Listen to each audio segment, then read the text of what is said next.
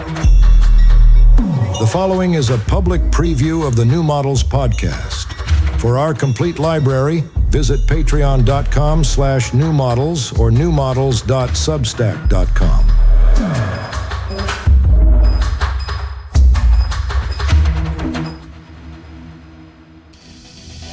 You're now listening to New Models.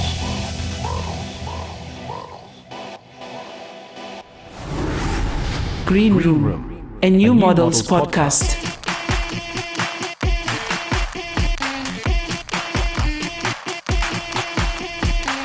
Welcome to New Models Greenroom. This is the second part of our conversation with Amnesia Scanners Ville Haimala and the group's frequent collaborator Freeka Tet. Here we expand beyond Amnesia Scanner itself to speak about Ville's solo work with artist Anne Imhof and Freeka's recent music video for The Weeknd, as well as the changing frameworks of creative production both aesthetically and financially. If you haven't listened to Part 1, released on February 9th, 2025, we recommend starting there, especially if you aren't familiar with Amnesia Scanner and Freeka Tet's work. Otherwise, I'm Lil Internet, joined by my co-host Carly Busta. Our guests are Ville Haimala of Amnesia Scanner and Freeka Tet. Let's get into it.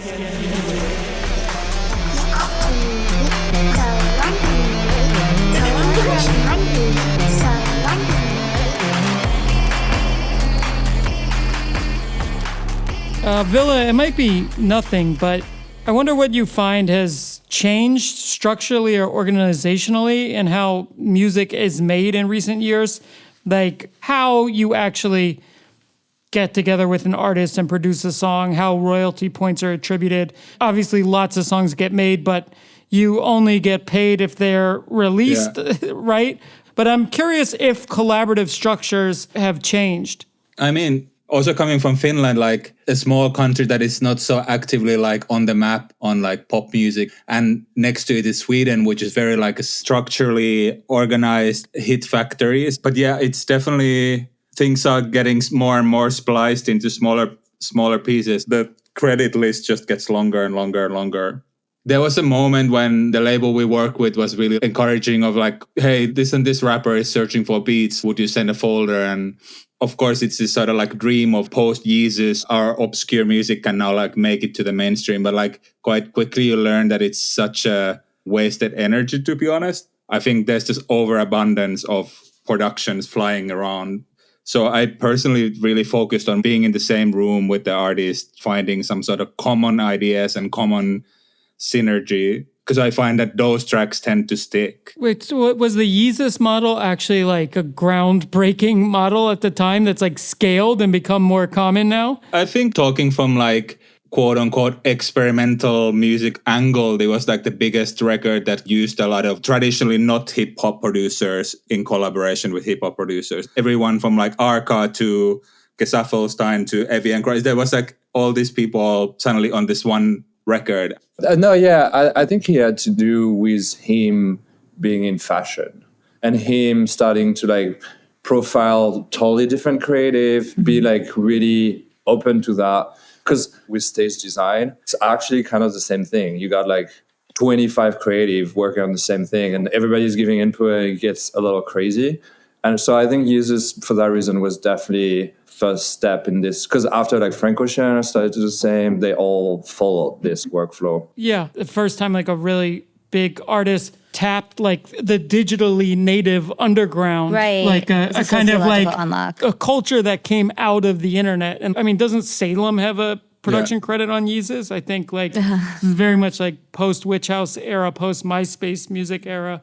If there's a new technology involved, it was just like social media. Interesting. Yeah. What's even more interesting, how quickly visual ideas and show ideas travel from like underground to the mainstream, because everyone follows everyone on Instagram and you can literally see so quickly that when there's some visual idea like use of screen or light or whatever, like any sort of gimmick or like artistic gesture goes like from the kind of underground to the super mainstream within months or even weeks sometimes. And it's crazy. Everyone's shows start to look the same. And like now suddenly like everything's like monochrome, strobing, LED screen, big text. I feel that live show aesthetic has somehow and I'm not saying this in this order, but if you look at like Amnesia Scanner, Charlie XCX, Playboy Cardi, and also looking at what, for example, Saab does with Kanye, also Anne Imhof, like all this, like more than the music, I would actually say that it's the stage design and the non-musical creative around music that has exploded, where the worlds are really blending. I wonder how much that stage direction has to do with the way it's seen via a screen, and 100%. To what degree. Yeah, like, because it's like images through Instagram, you need to have that shot, and then they get old so quickly that you need to like update really fast. Right. So it's like what cuts through the noise of regular Instagram. Like I remember Witch House has kind of co-evolved with Instagram and the use of fog. MySpace. But I was talking to Matt and Holly about this too. They were like, yeah, it was like 1 year and suddenly everybody was fogging out their shows. Guilty as charged. I also, though, as an extension of this, I'm curious. First of all, what is a co-writing camp? And is it a recent thing? Getting a bunch of producers together in like a house to work on writing songs together. I went to like the studio with 1 or 2 other producers for a week and worked on stuff. But this sounds, I don't know, it sounds like a temporary hype house of like music making or something. It's more common now, partly because everyone has their like studio with them and you can have multiple people in the room with their headphones, kind of writing parallel and like airdropping stuff back and forth. But I think it's also partly very organized by publishers sending their writers to like work with other writers, like really trying to mine new stuff, which is the world that I try to keep away from, but that happens a lot. Because you all have tons of like 0-day plug-in racks and like effects that you cannot let leak, right? Amnesia Scanner is very much a 0-day based project. I always think about it. It's true. Especially with vocal processing. That's true. But also, how does it fiscally work for music producers who aren't working with the biggest artists? Is producing kind of like editorial for photographers where it can almost be like a loss leader for getting other paying gigs? Or do like full-time producers for independent musicians who, tour, have a decent following, but have like millions rather than billions of streams on Spotify, do you have to just have like a shotgun blast of small streaming checks that just add up to your living wage? Yeah, I'm a bit uncertain how it actually works for producers working with artists on this level. Yeah, I don't know how that world actually funds itself. But of course, there's like different kinds of industries. There's also like people who like write beats and sell them on like Instagram or YouTube, which is much more like you sell them once and you lose the rights to it. But yeah, it's so messy and it's so precarious and it's so much work. The kind of likelihood of things even coming out or even you getting paid after they came out is like quite something. I'm curious then, so where do you see the industry going? Obviously, there'll still be young people who are interested in music who will want to have their work circulate and make stuff. But it will no longer be like when we all first came up, there was this big idea of a music industry, and that just doesn't exist in the same format. So what do you think some of the more likely futures are for music production or pop music in terms of the economy of it? Like, where do you think that's going? That is a good question. I would say actually like one of the only still functioning parts of the business is all the software and plugins and sample packs and tools for selling that dream for someone else to be a musician. Protocol level, yeah. I guess that's something that is still very much happening and people teaching other people making music. And there's a lot of like doomer takes on like, is like music's kind of power as a cultural force, has it like diminished into more like background for something else? One could claim that most of pop stars are like influencers first, but they also happen to make music. There's so few pop artists that actually go with music first, or even indie artists. So it's much more like attached to your influencer practice that you also happen to make music. But yeah, I think that's what the industry is also trying to figure out. It's been running on fumes for so many years. And like it went from recording industry to like now live industry is really starting to feel, there was this slight euphoria after pandemic that like people went back on road and toured like crazy. But now you see more and more artists canceling tours, more and more commercial festivals taking big losses and closing or downsizing. So I think there's a lot of figuring out that needs to happen on how does the industry, what is the new format. Is it possible it will just become blended into other industries? I mean, as a lot of arts are flattened by the screen, music is one that isn't diminished in some way. I mean, of course, a live performance is a live performance. And maybe, Freeka, I'm curious what you think, because you're someone who works between making visuals and images and videos, music videos, and producing music also now. And is it possible that just the financial structure for making music will just be blended with the range of other like creative industries, whether that's filmmaking or fashion? I don't know. I mean, maybe it was just a 20th century myth that all of these creative outputs had to be so segmented and that the economy around them was like media based. Like if it's sound, it's this industry. If it's image, it's this industry. Is that a possibility or not really? I don't know. I think I'm like really like the worst person to ask this kind of stuff. But I would have a tendency to believe, that everything is blending because everything is so accessible. Yeah. I see like more and more like kids like just doing video, music, like everything. It's almost like everybody's just a creative at this point.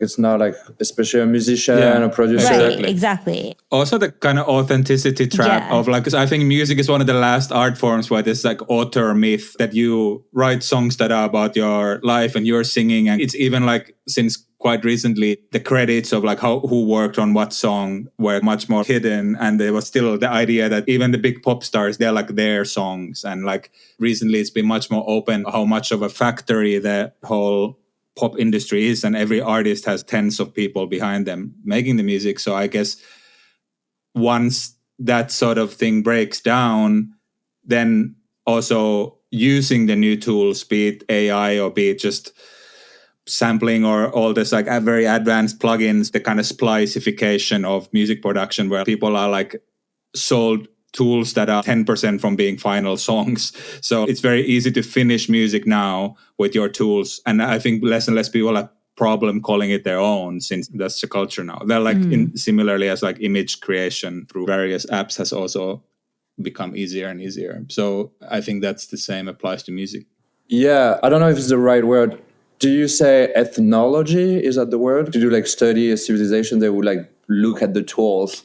And I think it's interesting because in this case, if you look at the tools, like creative tools, pretty much any DAW, any music software you can do video in it, any video software you can make music in it. So everything is definitely blending. So if we go in the ethnology thing, like looking at the tools, yes, everything is definitely blending. It's true. I mean, that Apple ad, that cursed Apple ad where they take all the 20th century tools and crush it, like it or not, that's what's happened. And so you'd think that the economy around these things will also change. I think there's like one thing that is really interesting in music. I've noted, like if you look at Techno Festival, who are the DJs headlining, it's the same DJs who were headlining 15 years ago. And it's the same what like Spotify did for music listening, that it somehow canonized the catalog, because like all of a sudden all this old already released music, pre-Spotify music, became like a valuable asset again, because that started generating running income for the labels and the publishers.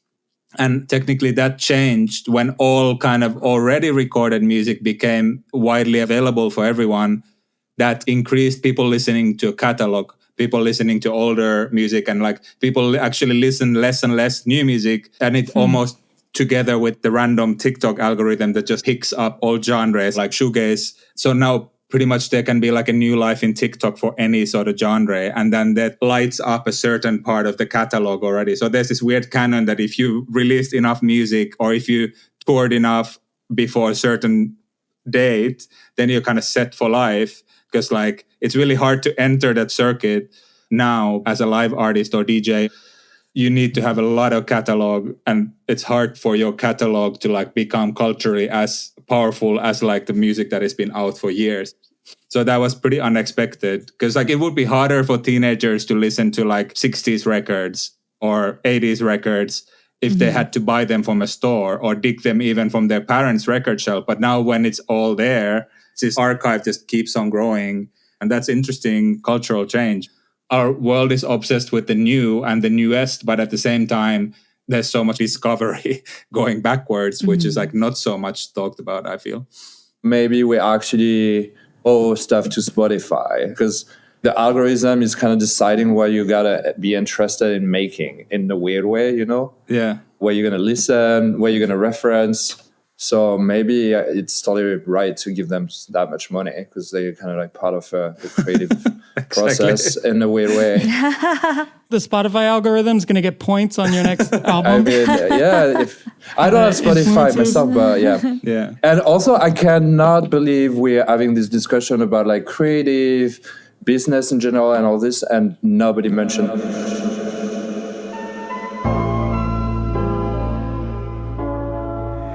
If you're hearing this message, you've completed the first step towards becoming a New Models member. To continue, visit patreon.com/newmodels or newmodels.substack.com. A complete library containing hundreds of rare New Models episodes awaits.